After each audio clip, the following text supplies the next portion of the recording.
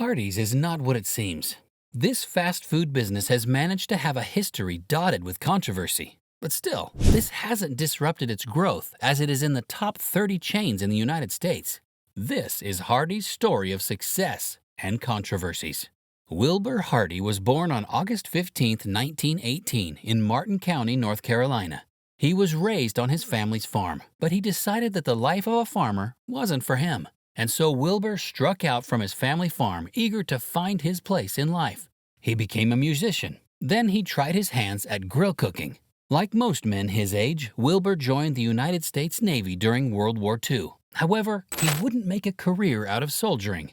When his uncle died, he returned to the United States, fell in love with Catherine Roebuck, and married her in 1945. The couple began to open restaurants and inns in North Carolina, with some of their ventures being the Dewdrop Inn, the Port Terminal Inn, and the Silo Restaurant. These restaurants also served as experiments for Wilber. The man used them to get a feel for public responses and discovered a recurring habit with his customers. He realized people wanted their food and wanted it fast, and an idea sprung in his mind. This idea slowly evolved, leading to the creation of a new restaurant that Wilber named after himself. Wilber named his restaurants Hardee's and opened the first store on September 3, 1960 in Greenville, North Carolina. The business was a hit, and after a year, Wilber wanted to take things to the next level. The founder wanted to open another location and met with James Gardner and Leonard Rowells to get them to manage the new store he would open.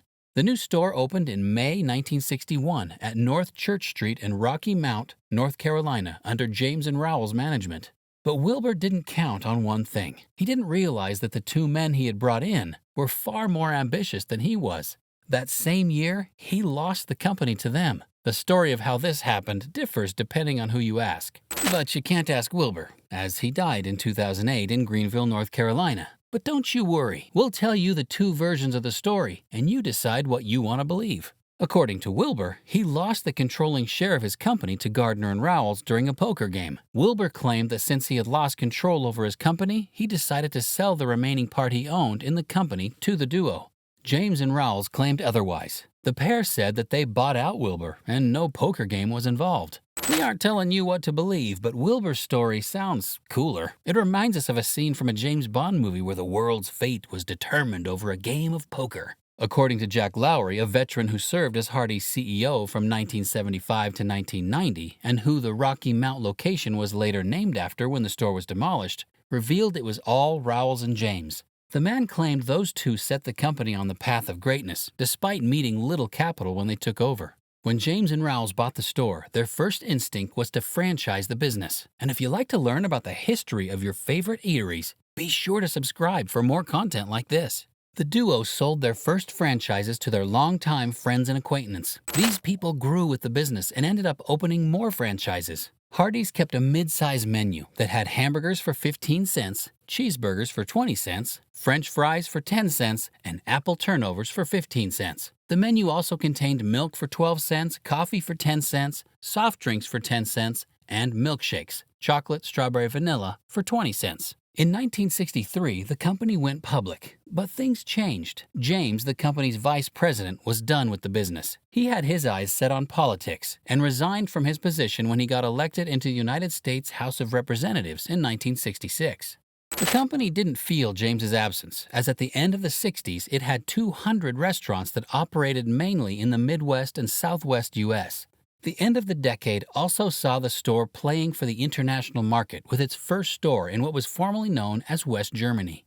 In the United States, the company was also making inroad into the Mid-Atlantic states. The chain did this through the franchise owner Hardee Northern, a subsidiary of Acme Markets, a popular grocery store chain from Philadelphia. Due to this grocery chain, the business had locations in southeastern Pennsylvania, southern New Jersey, and Delaware. The chain expanded in 1972 by buying Sandy's, and it improved its menu to include the Big Twin and the Big Deluxe.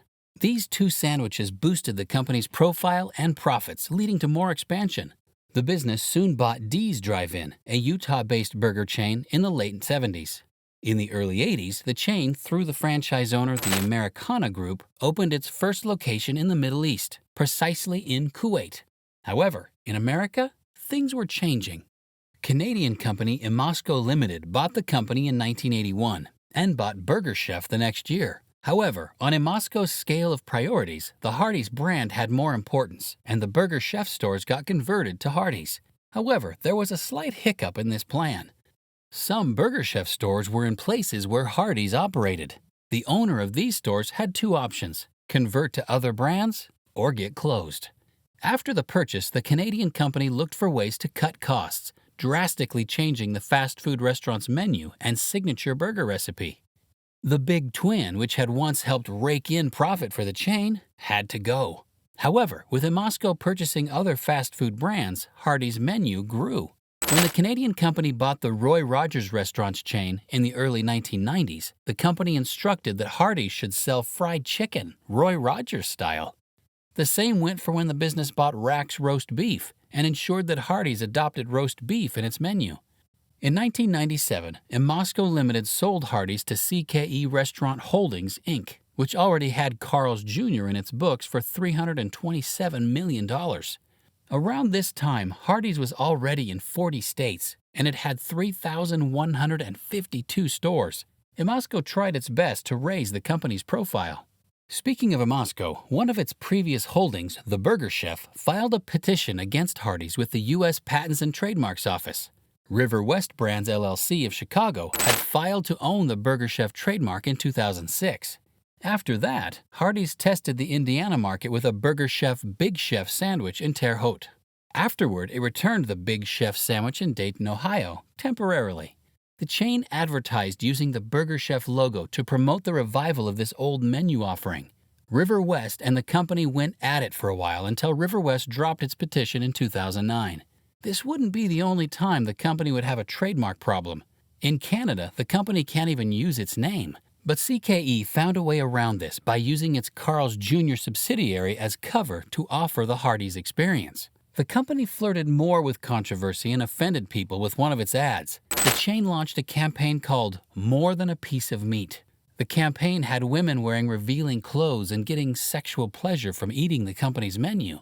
But controversy or not, the business continued to grow with efforts to expand into the northeastern United States. It also got ranked as QSR's 20th restaurant chain in America. However, it returned to the public eye for the wrong reasons. This time it was Carl's Jr. that should have gotten into trouble. But because CKE used the same advertisement for both Hardee's and Carl's Jr., the chain got into trouble with people too. So, in early 2015, Carl's Jr. followed Hardee's path to also feature a sexually suggestive ad with its model walking around in a bikini around a farm, marketing for its all-natural burger ad.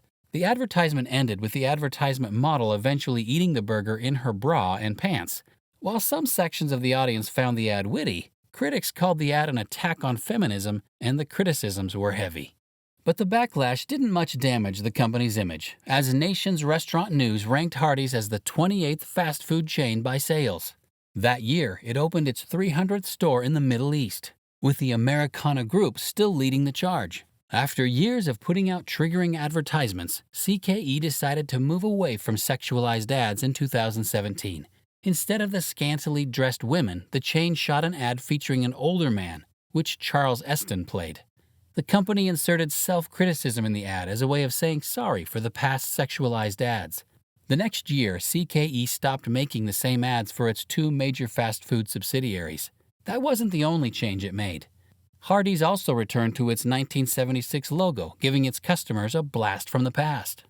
Wilber started the business, but he wouldn't be the one to take it to the next level. The two men he brought into the business, James and Rowells, were the ones responsible for creating the foundation for the Hardee's as we know it. However, along the line, James left to focus on his political ambitions. With the way Hardee's grew, you can't help but wonder if James wished he remained over leaving.